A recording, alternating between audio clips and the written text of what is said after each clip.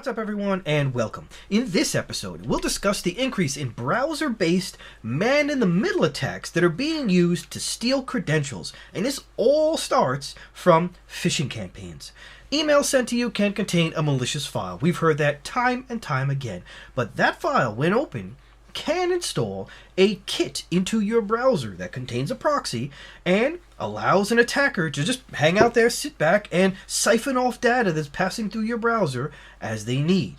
Let's see what else we can learn to protect ourselves and others from this story. Oh, drat these computers. They're so naughty and so complex. I could pinch them. A growing class of phishing kits known as transparent reverse proxy kits are being used to get past multi-factor authentication using man-in-the-middle tactics. More and more phishing kits are focusing on bypassing multi-factor authentication methods, according to research or warnings from researchers. Typically, it's being done by stealing authentication tokens via this man-in-the-middle attack method. According to an analysis from Proofpoint, multi-factor authentication bypass phishing kits are proliferating rapidly, ranging from simple open source kits with human-readable code and no-frills functionality to sophisticated kits utilizing numerous layers of obfuscation and built-in modules that allow for stealing usernames, passwords, multi-factor authentication tokens, social security numbers, and credit card numbers.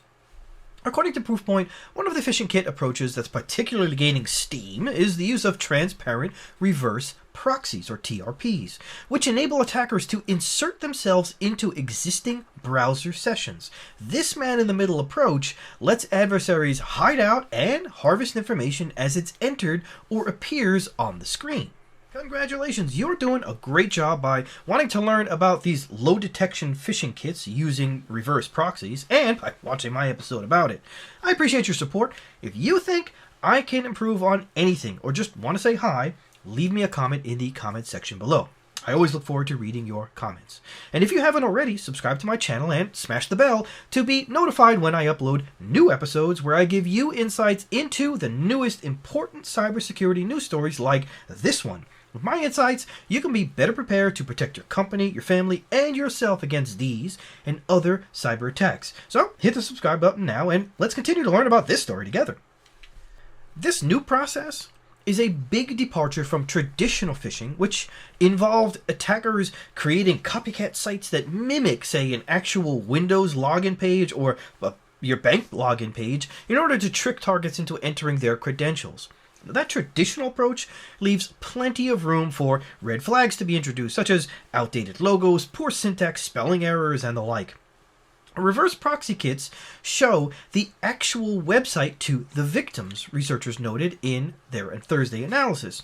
Modern web pages are dynamic and change frequently, so it's become a lot easier for people to spot the older mimic website tactic versus this new tactic where you see the actual legitimate website. You just have this proxy between your browser and the actual website server where the data passes through and the attacker can steal it and read it.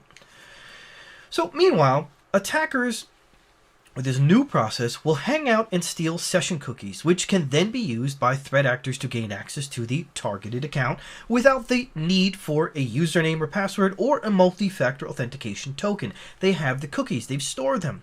A Proofpoint said that there are 3 TRP kits in particular that have seen upticks in use lately. One, developed by Polish security researcher Modliska, has been on the scene since late 2018. Proofpoint researchers said that it's a simple affair, allowing users to phish just one site at a time. So with that kit, you would focus on, let's just say, Microsoft's Office 365 login or Chase Bank login. You can only do one site at a time.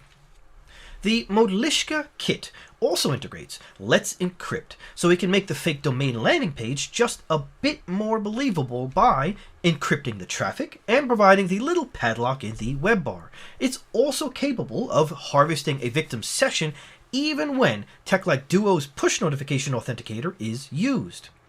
Once the credentials or the session is taken, the Necro browser, which is a headless browser, which means it's a browser without a GUI or an interface, and it's used generally for automation.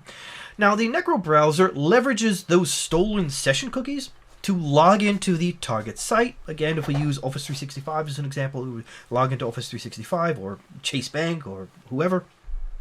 So it logs into that target site, and it does things such as change passwords, disable Google Workspace notifications, dump emails, change SSH session keys in GitHub, and maybe download all the code repositories. Its hallmarks are an easy setup and the ability to use its pre-installed fishlets, which are YAML configuration files the engine uses to configure the proxy to the target site. So again, to this single site attack, that only being able to do one site at a time, you pass the configuration with that information of which site to target through a YAML file. Users can also create new fishlets. Utilizing these fishlets, you can technically configure the server to phish multiple brands at once. So even though the default version you would just download from this Modlischka kit is designed to do only one target site, through the use of YAML files and configurations, you could actually attack multiple sites that a user might have an account with. Evil Jinx 2 also allows you to configure a custom subdomain and landing page URL for each of these sites you want to attack as well. So what can we learn? Well, this attack vector is extremely successful, with just 43% of those domains that were tracked and 18.9% of the IP addresses for those domains even showing up in VirusTotal, despite having lifespans of up to 20 or more days. As more companies follow Google's lead and start requiring multi-factor authentication, threat actors are going to swarm to this type of solution using man-in-the-middle kits. Why? They're easy to deploy, easy to use, free to use, and have proven effective at evading detection. The industry as a whole needs to prepare to deal with blind spots like these before they evolve in new, unexpected directions. We need to not only develop methods to mitigate this man-in-the-middle browser attack, but we also need to stay vigilant in our education of users so that they, one, don't, say, click on links and SMS messages that can affect their phones with this kind of stuff, and two, don't just open up any old file they get in an email, because that could also be a vehicle for this type of infection.